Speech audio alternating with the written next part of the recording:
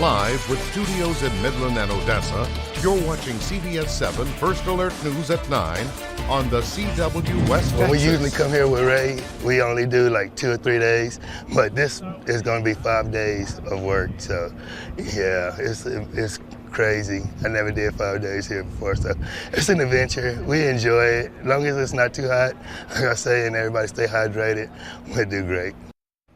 Momentum Bank Ballpark has been preparing all week for maybe their biggest event of the season, a Miranda Lambert concert tomorrow night. In just a few minutes, we will tell you more about how they're getting the outfield ready for the country artist. Good evening. Thanks for joining us here for CBS7 News at 9 on the CW. And to those of you watching us on our CBS7 YouTube page, I'm Jay Hendricks. We start tonight with a developing story for you. The entire city of Andrews is under a boil water notice. This morning, the city announced it suffered a power failure at the water treatment plant. Customers, they say, need to boil their water before cooking with it, drinking it, or using it for personal hygiene. The city had also asked that residents conserve water. They do not have a timeline for how long it will take to fix the issue. Follow CBS7 and the City of Andrews Facebook pages for any updates. The Terrell County Sheriff Thaddeus Cleveland is warning drivers to be vigilant on the roads because of collisions with elk this week. In fact, take a look at a couple of those crashes, and this is the aftermath of those accidents. The sheriff says the collisions with elk are happening on Highway 90 and Highway 285. No injuries have been reported, thankfully, but you see the damage that's been left behind. Time now to talk your weather forecast. Of course, it's been a hot one across West Texas. We're heading into the weekend. What can we expect? Chief Meteorologist Tom Teefer-Teller joins us with the answer. Well, more heat is on the way as we're going to see temperatures close to triple digits this weekend. Now, taking a look at the satellite and radar view, had some thunder showers across portions of the mountain areas. That has developed into isolated stuff across Culberson County into Presidio County this afternoon and evening, and moving off to the west. But now that the sun is setting, a lot of this is expected to wind down. Temperatures were hot all the way up to 111 down in Rio Grande Village, but 103 out at the Miller National Air and Spaceport, 104 in Odessa, Midland, 105 in Big Spring, and 107 out towards the Wink area this afternoon.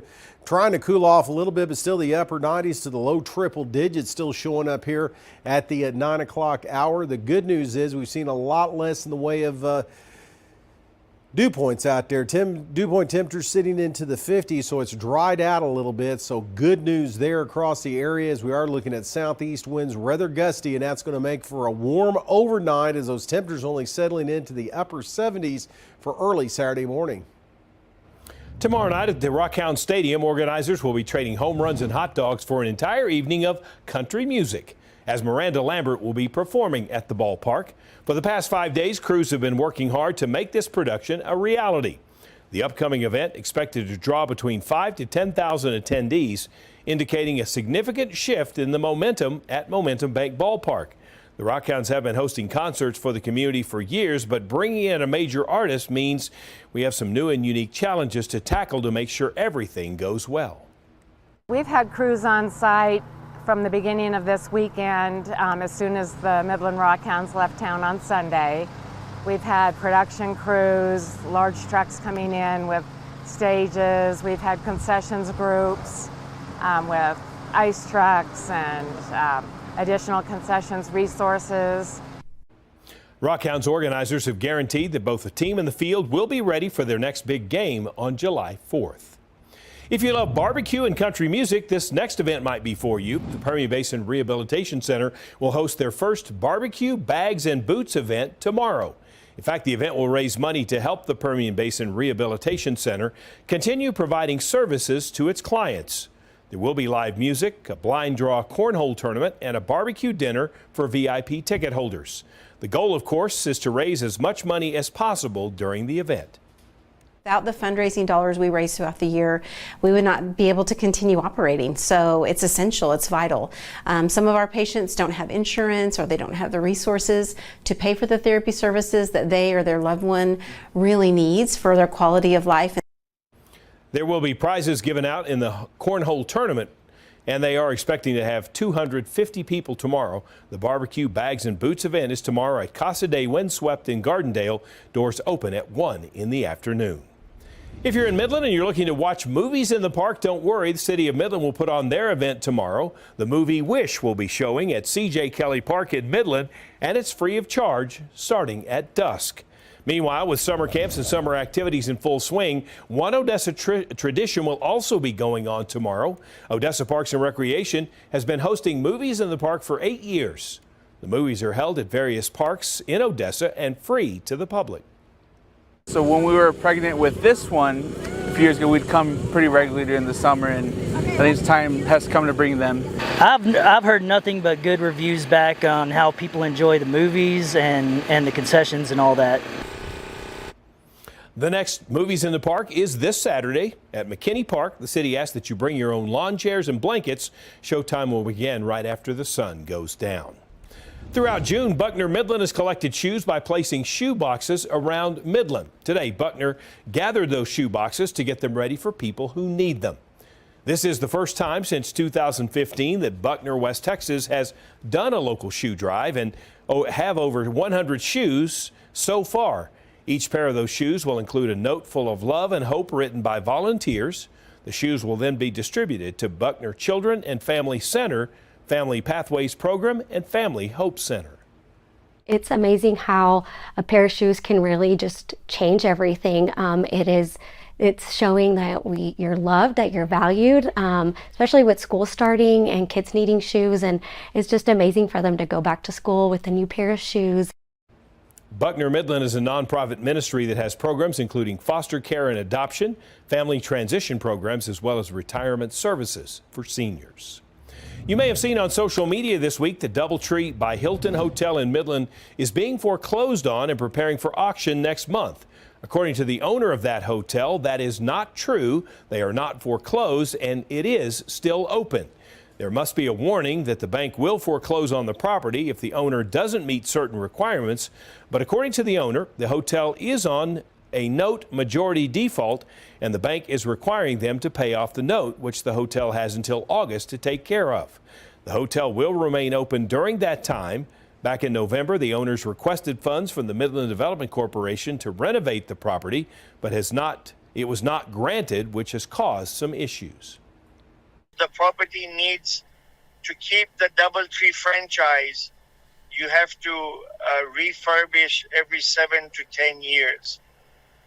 And we were wanting to do that so that we could keep the DoubleTree flag for another 15 years. Tajani says the renovation is a $22 million project. You may have seen a group at local restaurants and local retails in Odessa and Midland area last weekend. There's a group that's been in town called Paws on Death Row from New Jersey, setting up locations asking for donations on behalf of Fix West Texas and Odessa Humane Society. This group is not associated with either of those organizations, and they are retaining a large portion of the money they collect. The executive director of Fix West Texas found out about them with help from the community. We did not use the local police department because they're understaffed. It was a weekend and there's no way they can go out to 20 different locations and shut these down. So what we did is we just simply had our Facebook fans report where they were. We called the manager of the stores. They were appalled by it and asked them to leave. They have been removed from those locations, and also if you do see them this weekend, you are urged to report them to the store manager or to police. A Good Samaritan took action after finding a litter of puppies abandoned in a container in a field in the DFW area with no way to keep cool in the heat. The Tarrant County Sheriff's Office was called and 2 deputies immediately gave the puppies water and put them in the air conditioning. Fort Worth Animal Care and Control is currently looking for foster homes for these puppies, believed to be 6-week-old Shepherd Border Collie mixes, who now have a second chance in life. It's important to call us immediately because we don't know how long the dog has been out there or the dogs have been out there. It could be days, they could be on the verge of dying. I'm actually going to adopt one. It's kind of cool. It's kind of like full circle. Thank God the guy called in and was saying there's dogs out here, and now hopefully we can get the other 7 or 8 that are in there adopted out. Abandoning an animal is a felony in Texas. The punishment can include up to 2 years in jail and a $10,000 fine. President Joe Biden and former President Donald Trump debated last night on policy and issue, and today lawmakers are reacting. That includes Congressman August Pfluger, who said he was not surprised by what happened in the debate and that he thinks border policies would be one of the deciding factors in the election. He looked frail. He's obviously had a problem over the past 3.5 years communicating with the United States what his plan is, but I think what was exposed were his failures at the border immediately, that has impacted Odessa and Midland so tragically through fentanyl gang activity and so many other activities that are just destroying our country. President Biden and former President Trump are both back out on the campaign trail today. President Biden is in North Carolina while former President Trump is in Virginia. Mixed reactions from the first presidential debate last night. In fact, meandering answers, outright falsehoods, and a spat over who is the better golfer. Some are calling the ordeal hard to watch. Our Molly Martinez joins us with a recap of 3 things you need to know. Donald Trump takes a victory lap and a Democratic Party potentially in peril. Here's what you need to know. The total initiative relative to what we're going to do with more Border Patrol and more asylum officers. President Trump? I really don't know what he said at the end of that sentence. I don't think he knows what he said either. Joe Biden came out of the gate stumbling Thursday, showing concern about his fitness for office. Several Democrats have called on the party to prop up another candidate in his stead, but the Biden campaign confirmed Thursday he will not be stepping down. This could lay the groundwork for an intra-party rift at the convention in August. Number 2, Trump's falsehoods.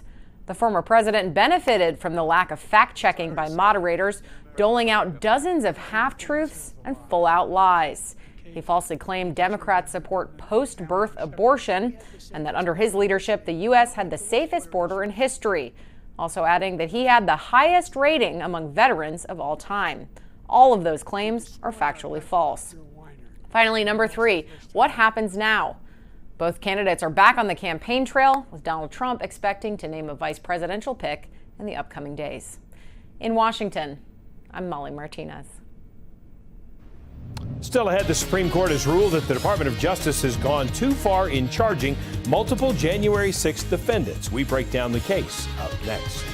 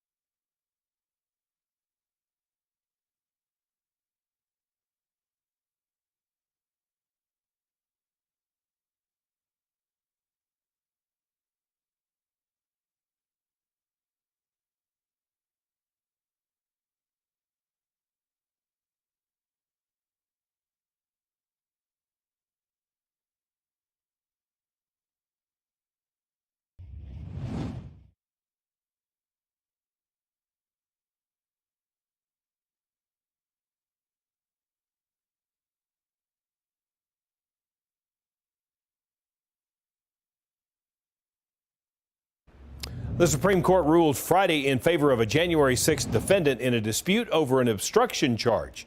CBS7's Washington News Bureau's Stetson Miller explains what this ruling means. The Supreme Court has ruled that the Justice Department has gone too far in bringing obstruction charges against a January 6th defendant, and it could upend other cases. In a 6-3 decision Friday, the majority of the High Court's justices decided that federal prosecutors improperly applied the charge obstruction of an official proceeding in a January 6th case. The charge has been used against more than 350 people in the Capitol attack. In the case, Fisher v. United States was brought forward by one of those defendants.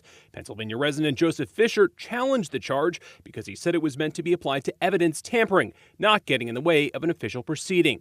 The court said the law, which was passed in response to the 2001 Enron scandal, was meant to be applied in limited circumstances. Chief Justice John Roberts wrote for the majority, it would be peculiar to conclude that in closing the Enron gap, Congress created a catch-all provision that reaches beyond the scenarios that prompted the legislation. The majority pointed out is to say the entire first part of that law of saying, it's unlawful to conceal or destroy or alter a document would be completely superfluous if you adopted the broad construction of just saying, or did anything to obstruct an official proceeding. The ruling could affect hundreds of other prosecutions in the January 6th attack and even possibly the election interference case against former President Trump. Attorney General Merrick Garland said in a statement that the department will take steps to comply with the court's ruling, but also said, I am disappointed by today's decision, which limits an important federal statute that the department has sought to use to ensure that those most responsible for the attack face appropriate consequences. In Washington, I'm Stetson Miller. Well, it looks like a hot one for the weekend here in West Texas, and some of that's going to linger into Independence Day week. We'll talk about the July 4th holiday coming up next.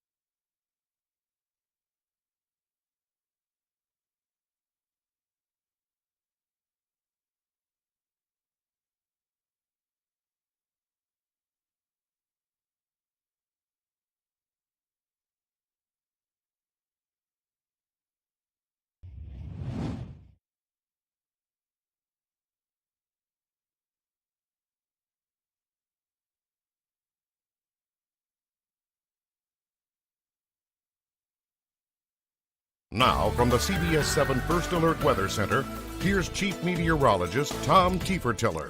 Well, taking a look at the satellite and radar view, we still have some isolated thunderstorms across Culberson County, south into western Jeff Davis and northwestern portions, western portions of Presidio County, out in rural areas really at the present time, maybe nearing the Valentine area is really about it. And everything's on a downward trend because the sun is set out there, and we're going to see a lot less in the way of daytime heating, but temperatures are still hot though. We're still looking at the mid to upper 90s across that Permian Basin, still some triple digits out towards Jowl and Wink at the present time, and up to 101 in Presidio this afternoon. Now, as we take a look at the weather makers again, stretched out area of high pressure is going to drift off to the south a little bit, so We could see a few days of temperatures maybe not at 100 degrees, but still the upper 90s, so hot enough across the area. But overall, though, this ridge of high pressure is really going to be in control of our weather, so the same old on the summer weather pattern all the way into next week is kind of what we're expecting. Now, the satellite and radar view, again, not a lot going on across the state except the stuff here across West Texas, lingering up into portions of New Mexico. As we saw temperatures today, rather hot. Some of the hottest stuff back across West Texas with 103 out at the Miller National Air and Spaceport, 104 in Lubbock, triple digits in the Dallas-Fort Worth area, but you added in that humidity, and those heat index values were up around 110 degrees a little bit earlier today, up around 115 in parts of South Texas this afternoon. Now, the Futurecast is showing not a lot going on cloud cover wise for the weekend, as we're expecting pretty quiet conditions. Can't rule out an isolated shower, thunder shower in the mountain areas. Should really be about it all the way through the Sunday time frame. So again, not expecting too much in our forecast to deal with here for this weekend. So make those outdoor plans. Just watch out for the heat. We're going to start off warm tomorrow morning, upper 70s on the way. And then for tomorrow, it looks like the upper 90s, low triple digits, so in many locations. So a rather hot one once again with the hottest stuff down along the Rio Grande. Presidio is going to be up to 107 degrees. And again, those triple digits coming back for the middle part of next week may linger into the July 4th holiday. So keep that in your Independence Day plans, as rain is going to stay out of our forecast, looking hot and dry at least for the next 10 days.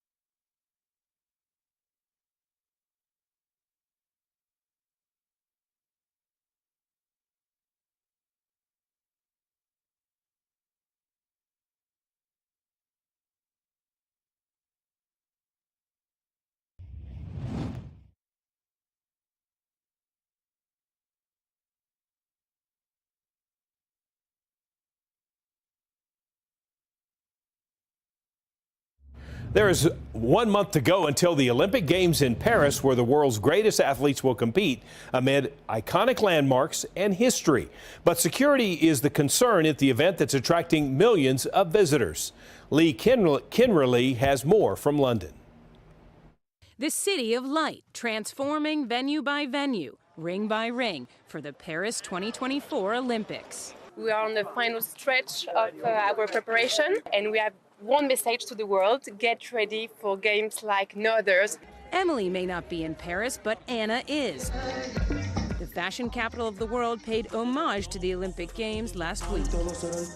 Paris expects to welcome 15 million visitors.